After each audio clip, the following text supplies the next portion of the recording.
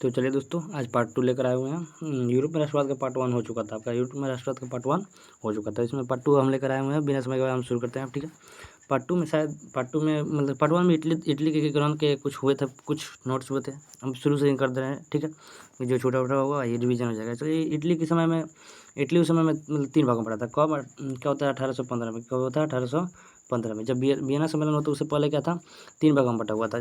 Napoleon जब आया था, नेपोलियन, तो नेपोलियन कब आता था 1799 में। 1799 से इसे कार्यकाल शुरू था और 1814 तक इसे कार्यकाल चला। और 15 में क्या हुआ, वियना सम्मेलन हुआ। वियना सम्मेलन के बाद इसको इटली को 2 भागों में बांटा गया, पिडमोंट और सर्डिनिया, ठीक है। इसमें एक रोम भी था जो मुख्यतः रूप से नहीं था, इसमें एक रोम था जो वर्तमान में क्या है, इटली का राजधानी है। चलिए फटाफट करते हैं। और इटली के एकीकरण के लिए एक आदमी जब मतलब कि बहुत जी जान से कोशिश कर रहा था, वो था मेजनी। कौन था? मेजनी। वो गुप्त दल कार्बोनरी का क्या कहता है, गठन किया था। गुप्त दल कार्बोनरी का क्या कहता है, गठन किया था। और बहुत मतलब कि मेहनत कर रहा था इसको कि मतलब कि एथी कर दिया जाए, तो इसको मतलब सपोर्ट मिलता था। लेकिन ऑस्ट्रिया क्या करता था, उसको कुचल दे रहा था। ऑस्ट्रिया क्या करता था, कुचल दे रहा था। मतलब थोड़ा सा कुछ मोटिवेट हुए हैं, थोड़ा सा कुछ इधर से आंदोलन शुरू किया था, तब पता चला ऑस्ट्रिया कुछ ना कुछ इधर से उधर कुछ खेल खेल कर ये बंद करवा देता, ठीक है। तो 1830 की क्रांति हुई, 1830 की क्या हुई, क्रांति हुई। तो उस समय 1830 में एक मेजनी जो था थोड़ा सा कुछ ज़्यादा ही आंदोलन मतलब आक्रमणकारी आंदोलन करने लगा, ठीक है। तो उस समय क्या हुआ कि ऑस्ट्रिया के जो चांसलर थे मेटरनिक, उसकी वजह से इनको क्या करना पड़ा, इटली छोड़ना पड़ा। इटली क्या करना छोड़ना पड़ा था। और वो जब इटली 1830 में छोड़ दिए तो मतलब बाहर से, इंग्लैंड से ही शायद 1831 में क्या किया, यंग इटली का स्थापना किया। और 1834 में यंग यूरोप का स्थापना किया था। इसमें क्या हो रहा था, मतलब कि ऑस्ट्रिया के खिलाफ जो भी जा रहा था, या मतलब कि अपने अपने एकीकरण के विरोध, मतलब अपने अपने देश का एकीकरण जो चाहता था उसके खिलाफ, मतलब कि मतलब उसके खिलाफ नहीं, उसके साथ मतलब कुछ सहायता प्रदान करता था, ठीक है। 1834 में क्या हुआ था, यंग यूरोप। और 1831 में क्या था, यंग इटली। तो क्वेश्चन बन सकता है, यंग इटली का स्थापना हो चाहे यंग यूरोप का स्थापना किसने किया था, तो मेजनी किया था। कौन किया था, मेजनी ने किया था। कब किया था, तो 1831 में इटली का, और 1834 में यंग यूरोप का किया था, ठीक है। और चलिए आगे बढ़ते, थोड़ा सा आगे बढ़ते हैं।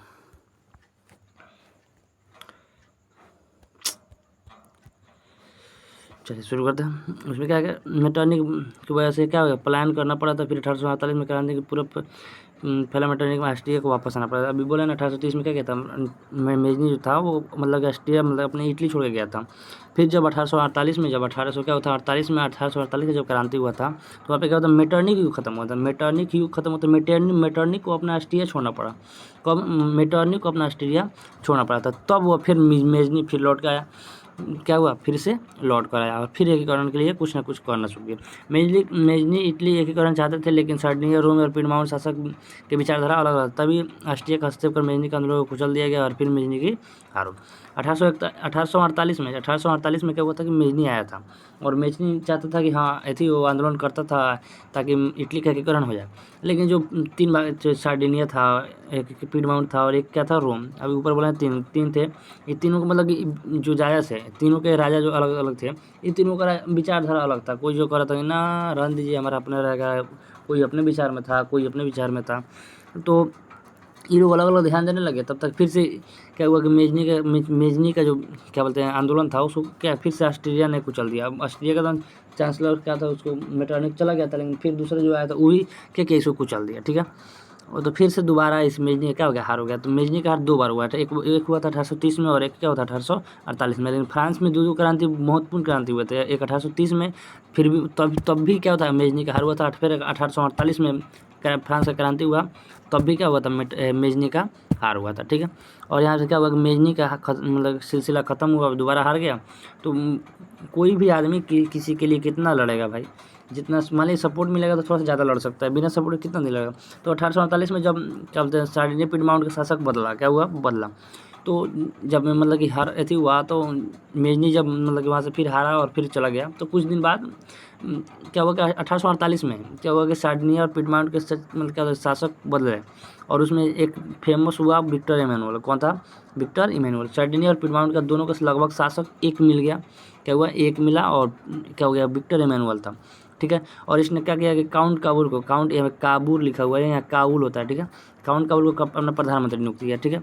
कौन, विक्टर इमैनुअल। विक्टर इमैनुअल जो था 1848 में क्या बना, किसका शासक बना था, सार्डिनिया पिडमाउंट, यानी फिर इटली के शासक के कुछ क्षेत्रों का शासक बना और क्या किया, प्रधानमंत्री बनाया किसको, काउंट काबुल को।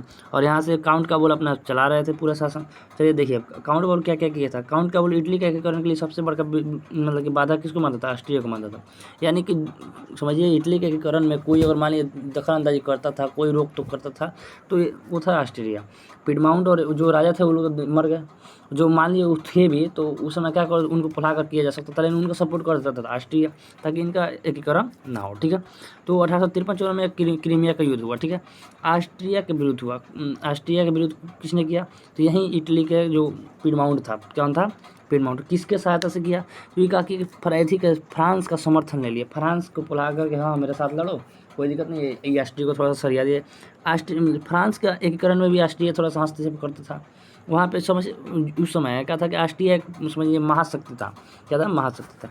तो इसने दोनों इस सब को थोड़ा सा वो चाहता था कि ये लोग दबे रहे और हम अपना शासन करते रहे। ठीक है, तो वहाँ पे क्या था, फ्रांस का समर्थन लिया। और 1873 में क्या होता है, क्रीमिया युद्ध हुआ। कौन सा युद्ध हुआ, क्रीमिया युद्ध हुआ, जिसमें क्या हुआ कि ऑस्ट्रिया के साथ मतलब हुआ था, और क्या बोलते हैं उसमें, और पिडमाउंट को भी बुलाया गया। तो जब ये युद्ध हुआ, क्रीमिया युद्ध, तो वहाँ पे क्या हुआ कि जब कोई भी युद्ध होता है ख़त्म तो जल्दी होता नहीं है, तो उसको समझौता किया जाता है। तो समझौता जब हुआ, समझौता वो पेरिस में हुआ। कहाँ हुआ था, पेरिस में हुआ। तो समझौता जब हुआ तो वहाँ पे क्या हुआ कि बुलाया गया था। जब पेरिस में समझौता हुआ, फ्रांस की राजधानी पेरिस था। ठीक है, तो उस समय क्या हुआ कि ऑस्ट्रिया भी आया, फ्रांस भी आया, उसके साथ साथ पिडमाउंट को बुलाया गया। किसको बुलाया गया, पिडमाउंट को। तो इसी समय से क्या हुआ, पिडमाउंट जो मतलब रोम का एक मतलब राज्य है समझिए, वो क्या हुआ कि थोड़ा सा शक्ति के रूप में वो भी उभरने लगा कि हाँ ये पिडमाउंट भी कुछ है भाई, शक्ति इन लोगों में है। तो ठीक है, तो अब इटली यूरोप में नज़र उभरने लगा, समझिए कौन, पिडमाउंट। ठीक है, थोड़ा सा आगे बढ़ा जाए।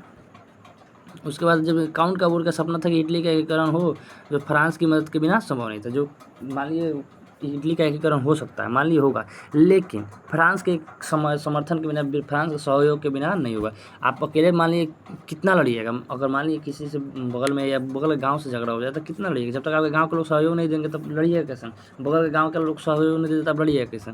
ठीक है, तो सेम वही था। तो मतलब काउंट काबूल से लगता था कि फ्रांस के बिना एकीकरण नहीं होगा। तो इसी ठीक है, तो इसी बीच 1859 में ऑस्ट्रिया और पिडमाउंट के सीमा विवाद हुआ। अभी समझिए थोड़ा सा रणनीति इधर से उधर किया जा रहा था कि हाँ फ्रांस को मतलब फ्रांस को क्या कन्वेंस किया जाएगा कि तुम मेरे साथ रहो, हम तुमको कुछ ज़मीन, तुमको कुछ ना कुछ ज़मीन दे देंगे। ठीक है, और इसी बीच थोड़ा सा समय बीता, तब तक क्या होगा 1960 में क्या हुआ कि पिडमाउंट और ऑस्ट्रिया के बीच सीमा विवाद हो गया। सीमा विवाद मतलब कि सीमा पर बॉर्डर पर क्या हुआ कि विवाद हो गया, जिसमें फ्रांस ने अपनी सेना इटली के समर्थन में उतार दिया। क्या कर दिया, इटली के समर्थन में उतार दिया। बोले ना इसको फ्रांस को क्या किया, कन्वेंस किया और अपने समर्थन में ला लिया। और समर्थन में आते हैं क्या कि फ्रांस ने अपनी सेना को क्या कर दिया, इटली के लिए भेज दिया, ताकि वो क्या करे, युद्ध करे और साथ में युद्ध करके मतलब कि ऑस्ट्रिया को हराया जाए। तो उस समय क्या हुआ कि ऑस्ट्रिया हारा। क्या हुआ, हारा, ऑस्ट्रिया हारा। और ऑस्ट्रिया के बड़े शहर लोम्बार्डिया, क्या है, लोम्बार्डिया, ऑस्ट्रिया का बड़ा शहर है लोम्बार्डिया, जिस पे क्या हो गया, पिडमाउंट का कब्जा हो गया। क्या हो गया, पिडमाउंट का कब्जा हो गया। यानी एक भाषा में बोला जाए तो इटली जो था ऑस्ट्रिया के एक शहर पिडमाउंट पे कब्जा कर लिया। तो अब ऑस्ट्रिया तो था भाई महाशक्ति, ऑस्ट्रिया का था महाशक्ति था। तो उसने सोचा कि ये तो मेरे कब्जे पे हला कर, तो कैसे ना जैसे हो जैसे हमें ये युद्ध कुछ ना कुछ जीतना पड़ेगा। क्या करना पड़ेगा, जीतना पड़ेगा। तो फिर इसने थोड़ी सी क्या किया, सेना वना बढ़ाकर जैसे में थोड़ा सा युद्ध जीता। क्या किया, जीता। ठीक है, और उस समय क्या था कि शासन कौन था, मतलब कि शासक कौन था, नेपोलियन तृतीय था। नेपोलियन तृतीय ऑस्ट्रिया का जो था मतलब कि जो शासक था वो कौन था, नेपोलियन तृतीय था। तो एक तो शहर हार गया। अब क्या हुआ कि उसने दूसरे शहर में ऑस्ट्रिया की जो सेना थी उन दूसरे शहर मतलब किसके, तो पिडमाउंट के एक शहर जो है पेनेसिया, क्या है, पेनेसिया, इस पे क्या कर दिया, कब्जा कर दिया। और जैसे ही कब्जा किया तो ऑस्ट्रिया तो पहले से हार रहा था, और एक तो थोड़ी सी खुशी मिली उसको, क्या हुआ कि मतलब कि एक जीता। तो क्या कि इसी ने मतलब कि सोचा कि बातचीत करके ख़त्म कर दिया, ताकि इसका एक शहर हम कर लिए, एक ये मेरा अगर किया है शहर कब्जा कर लिया तो एक मेरा भी हो गया, मतलब मैंने भी इसे एक शहर पे कब्जा कर लिया। तो इसने कहा कि अब बातचीत से समझौता कर लिया जाए। तो समझौता हुआ, क्या हुआ, सॉरी एक मिनट थोड़ा सा आगे किया जाए। तो यहाँ पे क्या हुआ कि देखिए यहाँ पे क्या लिखा है, कब्जा कर लिया। ये बातचीत करने के लिए संधि के दौरान पेनेसिया ऑस्ट्रिया का हुआ और लोम्बार्डिया पिडमाउंट का हुआ। जो जिस शहर को कब्जा किया था वो उसका हो गया, और क्या क्या युद्ध को ख़त्म कर दिया गया। क्या किया? युद्ध को ख़त्म कर दिया। तो काउंट काबूल का ध्यान उत्तरी और मध्य इटली के एकीकरण था, जिसके कारण काबुल ने नेपोलियन के सिवाय प्रदेश इटली के एकीकरण के विरुद्ध न आने का आश्वासन ले लिया। कहने का मतलब जो था, इसका मतलब काबुल का पूरा ध्यान था कि इटली का एकीकरण किया जाए। क्या किया जाए? इटली का एकीकरण किया। तो इसने क्या किया, मान लीजिए अगल बगल का जो देश है वो क्या करेगा, हमारे विरुद्ध खड़ा ना हो, उसको कहीं ना कैसे कन्वेंस किया जाए। तो नेपोलियन जब ये समझौता हो रहा था कि हाँ कि एक शहर जो आप लिए हैं वो जीत लिए तो वो आपका हुआ, जो मैं जीत लिया वो मेरा हुआ, ये जो बात हो रहा था उसी समय क्या किया कि ये बात भी बुलवा लिया कि देखिए जो हम अपने मतलब जो दो राज है, 3 राज टूटे हुए हैं, इन सबको हम मिलाकर क्या कर रहे हैं, मिलाकर हम एक एकीकरण कर रहे हैं, इसमें आपका कोई हस्तक्षेप नहीं होना चाहिए। तो नेपोलियन ने बोला ठीक है भाई, चलिए हम मान जा रहे हैं। तो उसमें आश्वासन ले लिया कि हम कोई आप अथी नहीं करेंगे। तो क्या हो जाएगा, 1861 में क्या हो गया, 60 और 61 में क्या हो गया, रोम को छोड़कर रोम जो था, अभी 3 शहर बताते हैं आपको, सार्डिनिया, पिडमाउंट और रोम। इस तीनों शहर में तो 2 शहर और मध्य इटली भी था क्या, इस सब को मतलब कि रोम को छोड़कर, रोम और एक दक्षिणी इटली था। कौन था? रोम और दक्षिणी इटली था। जो इन दोनों को छोड़कर बाकी सब इटली का, इसमें बहुत सारे छोटे भी राज्य थे जिनका नाम इसमें मतलब कि क्या बोलते हैं उसको, जिसके नाम इसमें नहीं है। तो नाम नहीं है तो हम ना हमें मालूम ना किसी को मालूम, तो इसीलिए इसमें नहीं है। तो बहुत सारे छोटे राज्य उस सबको मिलाकर क्या किया, पूरा मतलब कि आपका एकीकरण हुआ। इसमें कुछ शहर बाकी रह गए। तो अब इसमें क्या था कि अब रोम, दक्षिणी इटली और क्या बोलते हैं वेनेसिया को छोड़कर सभी रियासतों का क्या होता है, काउंट काबूल को प्रधानमंत्री विक्टर एमेनुअल का शासन मान लिया गया। मतलब कि एकीकरण हो गया। तो एकीकरण हुआ तो इसका एक ही राजा रहेगा। तो राजा कौन हो गया? Victor Emmanuel. उसका प्रधानमंत्री कौन हो गया? तो काउंट काबूल हो गया। ठीक है, और इसमें कुछ बच गए थे, उनको देखा जाएगा। अब जो बचा हुआ था उनके बारे में पढ़ेंगे। दक्षिणी इटली में गैरिबाल्डी एकीकरण चाहता था। और जो देखिए यहाँ पे अभी छूटा कौन है, एक रोम छूटा है, एक दक्षिणी इटली और एक वेनेसिया छूटा हुआ। ठीक है, तो अभी चलिए अभी दक्षिणी इटली था, उसमें भी एक शासक था, क्या था, गैरिबाल्डी। कौन था? गैरिबाल्डी। और गैरिबाल्डी एक नाविक था मतलब नाव चलाता था। और वो जो नाव चलाता था, जो मान लीजिए कोई भी है स्टूडेंट है तो उसका फ्रेंड सब क्या होगा, स्टूडेंट होगा। तो मान लीजिए नाविक था, तो इसके जो नाविक फ्रेंड्स थे या जो कोई भी था उन सबको मिलाकर एक सेना भी तैयार कर चुका था। क्या कर दिया था? सेना भी तैयार कर चुका था। उसे मेजनिक विचारधारा का समर्थक था। वो कौन था? मेजनिक विचारधारा का समर्थक था। मेजनिक कौन था? तो इटली के जो 2 बार हारा, क्या है, 2 बार हारा, एक बार 1830 में हारा, एक बार 1848 में हारा। तो इसीलिए उसके विचारों का ही समर्थक करता था। 1862 में गैरिबाल्डी ने रोम पर हमला करने का योजना बनाई। तो जो मान लीजिए अब सबका क्या हो गया, इटली एकीकरण हो गया। अब दक्षिणी इटली बच गया और एक रोम बच गया। तो सोचा कि दक्षिणी इटली क्या करेगा, रोम पे हमला कर देगा। क्या करेगा? रोम पे हमला कर देगा, रोम को कब्जा करके, और ये सब मिल जाएंगे एक साथ। ठीक है, तो इसमें क्या हुआ कि जो ऐसी था क्या बोलते हैं उसको, विक्टर एमेनुअल का जो प्रधानमंत्री काउंट का बोलता है, इसने सोचा कि नहीं, ये सही बात नहीं है, ये बात सही नहीं है। उसने उसका क्या किया, विरोध किया। और गैरिबाल्डी ने पूरा दक्षिणी सियासत को विक्टर एमेनुअल को सौंप दिया। जब विरोध किया तो विरोध में थोड़ा सा इनसे मुलाकात हुआ। किनसे मुलाकात हुआ? तो किनसे मुलाकात हुआ? तो गैरिबाल्डी को काउंट काबुल के साथ क्या हुआ, मुलाकात हुआ। गैरिबाल्डी और काउंट काबुल का मुलाकात हुआ। और मुलाकात तो जब हुआ तो क्या हुआ कि जब बात विचार हुआ तो क्या बोलते हैं, गैरिबाल्डी को लगा हाँ ये अच्छा शासक है, हम इसको क्या करते हैं, सौंप दे। तो पूरा दक्षिणी जो इटली था उसको क्या कर दिया गया, विक्टर एमेनुअल को सौंप दिया गया। यानी विक्टर एमेनुअल, या उसको हम लोग बोल सकते हैं ये क्या बोलते हैं, काउंट काबुल, जिसके प्रधानमंत्री थे काउंट काबुल, और राजा कौन था, विक्टर एमेनुअल।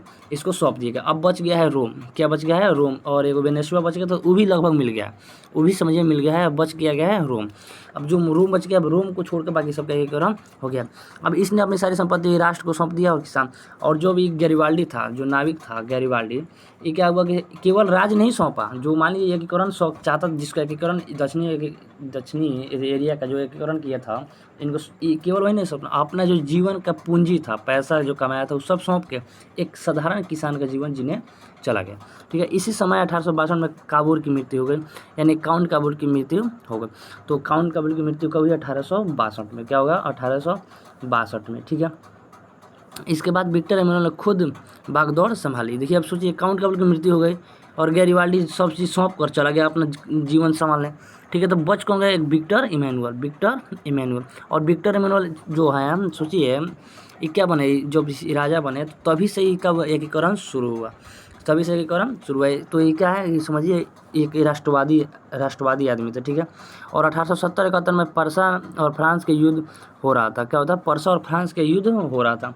और इस पर्सा और फ्रांस के युद्ध जब हो रहा था, इसी समय विक्टर एमेनुएल सोचा कि हाँ सब कोई उधर उस युद्ध के तरफ आकर्षित हुआ है, उधर ध्यान है, इधर उधर सबका ध्यान है, तब तक हमला कर दिया जाए। तो क्या हुआ कि विक्टर एमेनुएल ने उसको क्या कर दिया, हमला कर दिया, रोम पे हमला कर दिया। तो रोम में कोई घर है, उस घर में राजा छुपा, बाकी उस घर को छोड़कर, उस घर का नाम इसमें डिक्लेयर याद नहीं है, और तो इसीलिए बता रहा हूँ, उस घर को छोड़कर बाकी सब पे कब्जा कर लिया गया। और तो सोचिए अभी एक घर में कोई आदमी छुपा हुआ था, कितना दिन तक रहेगा। तो मतलब कि समझिए इसीलिए घर का चर्चा ज़्यादा नहीं मिलता है। तो समझिए पूरा रोम पे क्या हुआ, हमला करके कब्जा किया गया और पूरा एकीकृत कर दिया गया। तो 1870 और 71 में क्या हुआ कि युद्ध हुआ। उसमें क्या हुआ था, फ्रांस और पर्सा के युद्ध के बीच में हो रही थी। उस समय विक्टर एमेनुएल ने रोम में रियासतों पर कब्जा कर लिया और 1871 में संपूर्ण इटली का एकीकरण क्या हो गया, एकीकरण हो गया। और इसकी राजधानी कहाँ बनी, रोम बना। तो इटली का राजधानी आपको रोम याद रखना है। इसका एकीकरण कब हुआ था, 71 में हुआ था। काउंट कबर की मृत्यु कब हुई थी, 1862 में हुई थी। मेजनी की पहली हार 1830 में हुई थी। मेजनी का दूसरी हार 1848 में हुई थी, ठीक है। गैरिबाल्डी कौन था, तो एक नाविक था, ठीक है। बस इतना ही, यही सब क्वेश्चन आपके ऑब्जेक्टिव में आएंगे, इसके अलावा कुछ नहीं आएगा, ठीक है। चलिए अब पढ़ते हैं हम लोग जर्मनी का एकीकरण। क्या पढ़ते हैं, जर्मनी का एकीकरण। इसका PDF आप लोग को मिल जाएगा। चलिए जर्मनी का एकीकरण पढ़ते हैं। जर्मनी जब था लगभग 300 रियासतों में टूटा हुआ था। कितने रियासतों में, 300 रियासतों में। समझिए एक यह जर्मनी है, इसमें 300 राज अलग अलग अलग अलग अलग अलग अलग अलग सब राज में भड़का हुआ था लोग, सब अलग अलग राज हेते बना हुआ था सब 300। सोचिए 300 इसमें राज बटा हुआ था, ठीक है।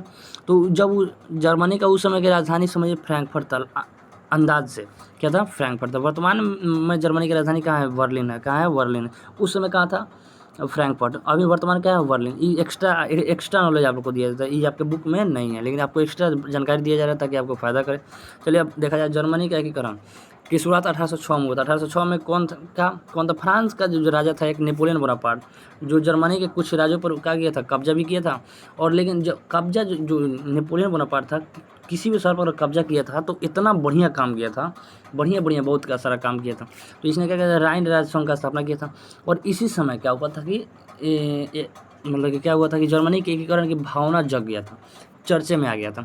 तो यहाँ से कुछ हो नहीं रहा था, बस थोड़ा सा लोगों में बात पीछे चलता, हाँ एकीकरण हो जाता तो अच्छा रहता, अच्छा ये ऐसे हो जाएगा तो अच्छा रहेगा, बस दिलों में थोड़ा सा जग गया। 1806 में क्या हुआ कि उनमें भावना जगी और वहाँ से चलने लगा। वहाँ से कुछ ज़्यादा विशेष नहीं हुआ है, वहाँ से जर्मनी के एकीकरण में कुछ ज़्यादा खास नहीं हुआ। इटली के एकीकरण में जैसा हुआ इसमें ज़्यादा नहीं हुआ। यहाँ पे कुछ विद्यार्थी और शिक्षक ने इस पर चर्चा करते हुए एक ब्रूसेन सैप का एक संगठन बनाया था, जो सभा बनाया था, जिसमें सभा में बैठते थे और इस पर चर्चा करते थे और सोचते थे कि कैसे हो और कैसे होता था, ठीक है। और 1830 की क्रांति में जब हुआ था, फ्रांस की जब 1831 में जब क्रांति हुई तो उसमें थोड़ा सा जर्मनी के लोगों में थोड़ा सा भावना जगा कि ये जब उधर हो गया तो हम लोग भी कर लेते हैं, थोड़ा सा आंदोलन करके एकीकरण कर लेते हैं। फिर थोड़ा सा जगा, फिर थोड़े दिन के बाद शांत। फिर 1848 में जब हुआ तो फिर से थोड़ा सा जगे लोग, लेकिन फिर से शांत, फिर जगह फिर शांत। तो 1848 में फिर से जगह, लेकिन उस समय मेटर्निटी खत्म हो गया था। क्या हुआ था, खत्म हुआ। तो वहाँ पे ख़त्म जैसे हुआ फिर ये लोग जगह थे, फिर शांत हो गए थे। चलिए आगे बढ़ के देखते हैं क्या हुआ था। और 1848 में मेटर्निटी जो समाप्ति के बाद क्या था, समाप्ति के बाद फ्रैंकफर्ट में एक सभा हुआ था। क्या हुआ था, फ्रैंकफर्ट में सभा हुआ था। जर्मनी के जो उस समय राजधानी थी फ्रैंकफर्ट थी, उस समय क्या हुआ था, सभा हुआ था। और बोला गया था कि जो पर्सा एक समझिए देश है, उस पर्सा का एक राजा जो है फ्रेडरिक एक जो पर्सा का जो राजा है, वो राजा वहीं रहे, लेकिन जो जर्मनी का जो छोटे सब रियासत है उनको जोड़कर एक रियासत बनाइए, रियासत बन जाए और उसका राजा आप ही रहिए। पर्सा को बोला गया, पर्सा को। लेकिन पर्सा का जो राजा फ्रेडरिक था, निरंकुश शासक था, वो बोला कि नहीं हम नहीं बनेंगे। पता नहीं उसके विचार में कहा आया, बस बोला, वो छोड़ दिया था कि आप टूटे फूटे आदमी हैं, टूटे फूटे रहिए, आप सीधा नहीं रहिए। इस विचार से वो क्या हुआ कि एकीकरण करना नहीं चाहता था, ठीक है। फ्रेडरिक का किया, उसको मना कर दिया राजा। क्या मना कर दिया, तो जो जर्मनी के जो छोटे 300 रियासत थे उनको एकीकरण करने के लिए क्या किया, उनको बताया गया कि आप एकीकरण कर दीजिए और आप ही इसका राजा रहिए, तो लेकिन मना कर दिया, ठीक है। तो जब ये और उसी समय उसको पता चल गया कि पर्सा को, जो पर्सा समझिए, पर्सा का जब नाम लिया जाता है समझिए उस राज्य का पूरा देश है, उस देश के बारे में चर्चा होती है। तो पर्सा जो देश था, मतलब अंदाज लग गया था कि पर्सा के बिना क्या होता, पर्सा के बिना आपका जर्मनी का एकीकरण संभव नहीं है, क्योंकि जर्मनी के 300 छोटे-छोटे रियासत हैं और कोई उसमें से बड़े रियासत खड़ा होकर आपस में मिलाना नहीं चाहता था। जैसे होता है ना गाँव छोटे-छोटे हर एक घर है, अगर उसमें से एक मुखिया खड़ा हो जाए और सबको बोले कि हाँ आप एक साथ बैठिए, तो सब लोग बैठ जाते हैं। लेकिन उसमें कोई मुखिया खड़ा ही ना हो, कोई कुछ हो ही ना, तो कैसे होगा? किसके बातों पर सब लोग बैठेंगे? सेम वैसा ही था कि जर्मनी में जो 300 रियासतें थे, उसमें कोई एक बड़ा आदमी खड़ा नहीं हो रहा था। तो यहाँ पे परसा को बताया गया कि आप परसा खड़ा हुई है और इसका एकीकरण कीजिए, आप ही के नेतृत्व में हो, आप ही इसके राजा। लेकिन थोड़ा ये पता नहीं इसके दिमाग में क्या था, नहीं हो रहा था। ठीक है, तो जब कुछ समय बाद जब फ्रेडरिक की मृत्यु हुई, फ्रेडरिक की मृत्यु हुई, जिसके बाद परसा का राजा बदला और कौन बदला आया? विलियम बना। और विलियम कौन था? ये फ्रेडरिक का भाई था। क्या था? फ्रेडरिक का जो भाई था, छोटा भाई, वो विलियम, इसका भी नाम था फ्रेडरिक विलियम, लेकिन इसका केवल नाम था, इसका विलियम नाम था। ठीक है, फ्रेडरिक विलियम जब मरा तो केवल विलियम बन गया। जो उसका क्या था? छोटा भाई। जब ई बना राजा तो ई राष्ट्रवादी था। ये सोचा कि हाँ इसका एकीकरण कर दिया जाए, क्या दिक्कत है इसमें? कोई दिक्कत थोड़ी भी बात है, कर दिया जाए। जो दिक्कत होगा इधर उधर, जो दिक्कत होगा अगल बगल का जो राज दखल अंदाजी कर रहे हैं, थोड़ा सा फरियाया जाएगा, जो होगा जो देखा जाएगा। तो क्या किया इसने? बिस्मार्क को अपना क्या कर दिया? चांसलर बना दिया। और बिस्मार्क को चांसलर बना दिया और थोड़ा सा बोला कि इस पे ध्यान दीजिए और इसे काम कीजिए। और बिस्मार्क भी क्या था? राष्ट्रवादी था। और वो चाहता था कि क्या हो, इसका जर्मनी का एकीकरण हो। तो जर्मनी का एकीकरण हो तो उसने क्या किया? इस पे पूर्ण ध्यान इस पे लगा दिया। और बिस्मार्क ने क्या किया था कि रक्त और लॉ की नीति अपनाई थी। क्यों अपनाई थी? क्योंकि उसको मालूम था कि अगल बगल में बहुत सारे जो देश हैं जो नहीं चाहते हैं कि मिले, एक हो। तो उसने क्या किया? सोचा कि जब तक सैन्य शक्ति बरियार नहीं होगी, सैन्य शक्ति हमारे पास नहीं होगा, तब तक हम इसका एकीकरण नहीं कर सकते। तो इसीलिए उसने रक्त और लॉ की नीति अपनाई और सैन्य शक्ति को बहुत बढ़ावा दिया। क्या किया? बढ़ावा दिया, और सैन्य शक्ति बढ़ावा देकर परसा को सुदृढ़ बना दिया, यानी मजबूत बना दिया। ठीक है, परसा को मतलब लगातार साफ सैन्य वैकेंसी पे वैकेंसी निकालते रहा और क्या किया? बहुत सारे सैनिकों को इकट्ठा कर लिया। उसके बाद होल्स्टीन और सेल्सविन जर्मनी के बड़े 2 राज्य थे जिस पर डेनमार्क का कब्जा था। अब देखिए, राज्य तो 300 था, उसमें से हम बोले ना कोई खड़ा नहीं हो रहा था। कोई बड़ा भी राज था, कोई छोटा भी राज था, लेकिन बड़ा राज था तो खड़ा उसका राजा तो बड़ा होना चाहिए, तो खड़ा तो होना चाहिए। तो यहाँ पे कहा था कि देखिए 2 शहर बड़े शहर होल्स्टीन थे और सेल्सविन थे। होल्स्टीन और सेल्सविन जो बड़े राजा थे। ठीक है, जो बड़ा राज था किसका? क्या बोलते उसको? जर्मनी का। लेकिन उस पर कब्जा किसका था? तो डेनमार्क का था। कब्जा किसका था? तो डेनमार्क था। ठीक है, तो बिस्मार्क सोचा कि अब इस पे कब्जा किया जाए, पहले डेनमार्क से ही छुड़ाया जाए। बड़ा कब्जा है, इसको पहले छुड़ाया जाए, छोटका तो बाद में मान लीजिए अगल बगल का 2 बड़ा का छुड़ा लेंगे तो छोटका अपने आप आ जाएगा। तो इसलिए सोचा कि बड़का अपनाया जाए। तो इसने कहा कि ऑस्ट्रिया से जाकर हाथ मिला लिया। क्या किया? ऑस्ट्रिया से हाथ मिलाया और बोला कि चलिए सर इस पर कब्जा किया है डेनमार्क पर। तो ऑस्ट्रिया से मिलकर क्या किया उसने? डेनमार्क पर हमला करवा दिया। डेनमार्क पर हमला करवा के उसने एक राज्य जीत लिया। लो ठीक है, एक राज्य। सेल्सविन जो था परसा के पास आ गया। परसा यानी बिस्मार्क जो उसका क्या था? चांसलर था। ठीक है, और एक होल्स्टीन जो था ऑस्ट्रिया के पास आ गया। ठीक, तो ऑस्ट्रिया के पास आ गया। अब यहाँ पे क्या हुआ कि जब बिस्मार्क जो था, होल्स्टीन जब ऑस्ट्रिया को मिल गया तो बिस्मार्क सोचा, तो क्या किया कि आज होल्स्टीन में जर्मनी, ये दोनों राज्य में क्या था? जर्मन लोग ज़्यादा थे, जर्मनी का राजा था, जर्मन लोग ज़्यादा होंगे। ये क्या किया कि इन लोगों में थोड़ा सा इधर से उधर कुछ ना कुछ मतलब गलत ना, मतलब उल्टा का सीधा पढ़ा कर इन लोगों को भड़का दिया। क्या किया? भड़का दिया। अब उसमें क्या होने लगा? खूब आंदोलन होने लगा। होल्स्टीन में क्या होने लगा? खूब आंदोलन होने लगा। तो ऑस्ट्रिया की सेना समझिए उसमें, मान लीजिए यहाँ पे होल्स्टीन है और ये पूरा क्या हो गया? मान लीजिए ये ऐसा क्या है कि समझ लीजिए ये क्या है आपका? पूरा जर्मनी है। मान लीजिए थोड़ा देर के लिए मान लीजिए, और यहाँ पे रेड कलर से हम बना दे रहे हैं। रेड कलर से कौन है? मान लीजिए आपका थी होल्स्टीन है। क्या है? होल्स्टीन। और आपका क्या बोलते हैं? यही सब ग्रीन कलर से क्या है आपका? पूरा समझिए जर्मनी है। ठीक है, तो इन लोगों को जाना था, मान लीजिए इधर क्या है? ऑस्ट्रिया। तो इसको यहाँ से जाना है। अब जाना है तो ये ऑस्ट्रिया होकर जाएगा, मतलब जर्मनी होकर जाएगा। ऑस्ट्रिया की सेना जर्मनी होकर जाएगी। तो जाने के लिए तो जा रही है, लेकिन इसको रोक दे रहा है। कौन रोक दिया? तो आज बिस्मार्क जो था, किसको रोक दिया? ऑस्ट्रिया की सेना को बिस्मार्क रोक दिया। कौन रोक दिया? बिस्मार्क। अब सोचिए क्या किया कि बगल इसको हाथ में मिलाया और अब इसी से युद्ध करना पड़ा, इसी से युद्ध किया है। अब बिस्मार्क ने इसकी ऑस्ट्रिया की सेना को रोक दिया। तो ऑस्ट्रिया की सेना को अब रोक दिया, युद्ध नहीं कर रहा है। क्यों? क्योंकि जो बिस्मार्क था बड़ी तेज़ था। वो सोचा कि पहले ये हमला कराए, इसी से हमला कराएं, ताकि मान लीजिए कभी बैठक भी होगा तो खुल के कहेगा कि हाँ पहले ये हमला किया है। तो क्या किया कि इसको क्या समझिए खूब चिढ़ा रहा था, रोक दिया था। तो बिस्मार्क और मतलब क्या हुआ 3 जुलाई 1866 को सेडोवा का युद्ध की घोषणा कर दिया। अब ये घोषणा कौन किया था? तो ये पहले सबसे पहले ऑस्ट्रिया ने किया था और ऑस्ट्रिया के बाद बिस्मार्क ने किया था। पहले किया था ऑस्ट्रिया, उसके बाद कौन किया था? बिस्मार्क। और इससे पहले और इसी बीच क्या हुआ था कि वो जाके बिस्मार्क ने जो था फ्रांस और इटली के राजा जो थे उनसे क्या करते, जाके उनसे भी हाथ मिला लिया था। अब इधर का काम करके अब वहाँ पे गया, वो लोग से मिल लिया और बोला कि हाँ थोड़ा सा अगर ऐसा होगा तो मैं हमसे मदद कीजिएगा, ना तो हम मदद कम से कम ना कीजिएगा तो हमको डिस्टर्ब मत कीजिएगा, मान लीजिए अगर कोई मदद नहीं कर रहे हैं तो कोई डिस्टर्ब भी मत कीजिएगा। मान लीजिए मदद नहीं कर रहे तो क्या करेंगे? डिस्टर्ब भी नहीं करना है।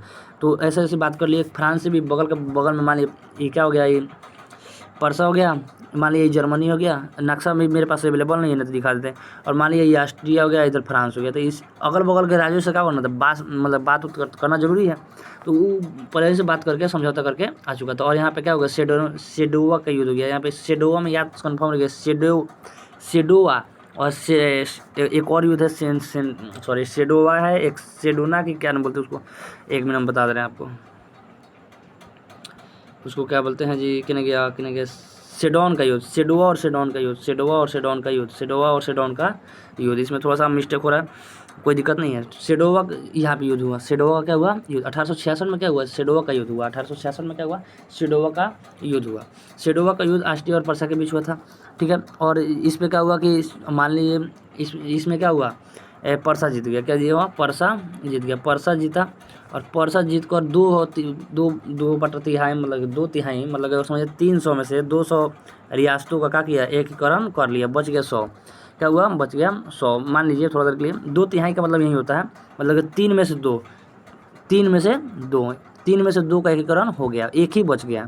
यानी अब 2 अगर 100 मान लें तो 100 बच गया, ठीक है। तो इसका एकीकरण हो गया। अब बच गया था कुछ भाग बच गया था, और उस कुछ भाग जो बचा था वो फ्रांस की तरफ बच गया था। क्या बच गया था? फ्रांस। यहाँ पे पर्सा जीता, कब्जा किया और अपना एकीकरण कर दिया। और बचा था कुछ भाग जो बच गए थे उस फ्रांस की तरफ से। तो सोच रहा था फ्रांस की तरफ को इधर मिलाएंगे तो फ्रांस थोड़ा सा उसमें हस्तक्षेप करेगा, चाहेगा कि हाँ इधर का ना हो। तो उसके लिए फ्रांस से भी थोड़ा सा युद्ध करना जरूरी था। तो क्या था? फ्रांस से भी उसको युद्ध करना जरूरी था। तो सोचा कि थोड़ा सा इधर पहले वाद विवाद करके थोड़ा सा तब तक फिर से सैन्य व्यवस्था फिर से मजबूत कर लिया जाए। तो थोड़ा सा 2-4 साल टाइम लिया और क्या किया? 1870 में क्या हुआ? फ्रांस ने आक्रमण कर दिया। सेडोन का युद्ध, फ्रांस से जो युद्ध हुआ उस सेडोन युद्ध कहलाया। ऊपर सेडोवा था, थोड़ा सा मिस्टेक हो जाता है, ऊपर सेडोवा था और नीचे सेडोन है। सेडोवा 1866 में हुआ था, 1866। सेडोन क्या था? 1870 में हुआ है। कब हुआ है? 1870 में, ठीक है। चलिए शुरू करते हैं। इसमें क्या है कि देखिए इसमें लिखा है कुछ समय इधर उधर होने के बाद 19 जुलाई 1870 को फ्रांस ने आक्रमण कर दिया, जो सेडोन का युद्ध कहलाया। और इसमें क्या हुआ था? फ्रांस की हार हुई। क्या हुई? फ्रांस की हार हुई। ये तो पूरा तैयारी के साथ लड़ रहा था। पर्सा जो था वो पूरा सोच रहा था हाँ अब इससे युद्ध करना है तो इसके लिए तैयारी कर लिया जाए, इधर ऐसा क्षेत्र है इसके लिए ऐसा तैयारी कर लिया जाए। ये पहले से तैयारी करके क्या करता था? युद्ध करता था। और यहाँ पे जब इसकी फ्रांस जब हारा, समझिए इधर मानिए फ्रांस जब हारा तो वहाँ के पूरा रियासतों को कब मिला लिया। और 1871 को क्या हुआ? फ्रैंकफर्ट की संधि हुई। क्या हुई? फ्रैंकफर्ट की संधि हुई।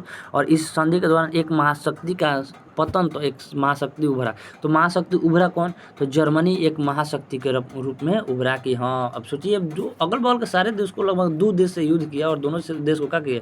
खत्म कर दोनों को हरा दिया। और अभी देन था पर्सा का, लेकिन नाम किसका हुआ? जर्मनी का। जर्मनी एक बड़ा, मान लीजिए बड़ा राज है तो बड़ा उसका नाम भी हुआ।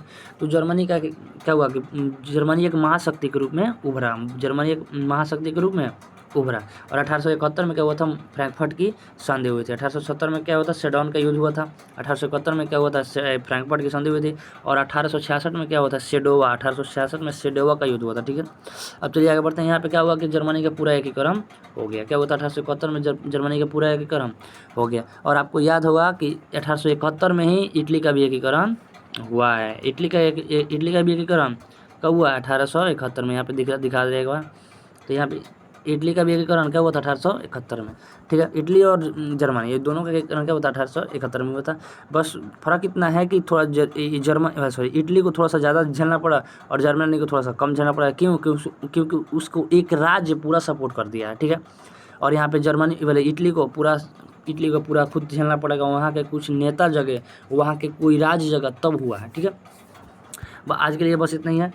ठीक है, और इसके आगे कुछ बच गए छोटे छोटे रियासतों के बारे में, और कुछ छोटे छोटे नहीं, एक बच गया है यूनान, क्या बोलते हैं उसको, यूनान, उसको बोल सकते हैं यूनान का, क्या बोलते हैं, यूनान का राष्ट्रवाद बच गया है। यूनान का क्या बच गया है, राष्ट्रवाद, यूनान का राष्ट्रवाद बच गया है, जिसको हम लोग इसके अगले वाले वीडियो में पढ़ेंगे। ठीक है, चलिए इतना ही के लिए जय हिंद जय भारत। वीडियो अच्छा लगा हो तो लाइक कर दीजिएगा, वीडियो अच्छा लगा हो तो लाइक कर दीजिएगा, चैनल को सब्सक्राइब कर दीजिएगा ताकि नेक्स्ट वीडियो आए तो आपको सबसे पहले मिल जाए। ठीक है, और जो आपको डाउट लग रहा हो, कोई दिक्कत हो, कोई समस्या हो, तो उसको आप लोग कमेंट कर सकते हैं। चलिए जय हिंद जय भारत।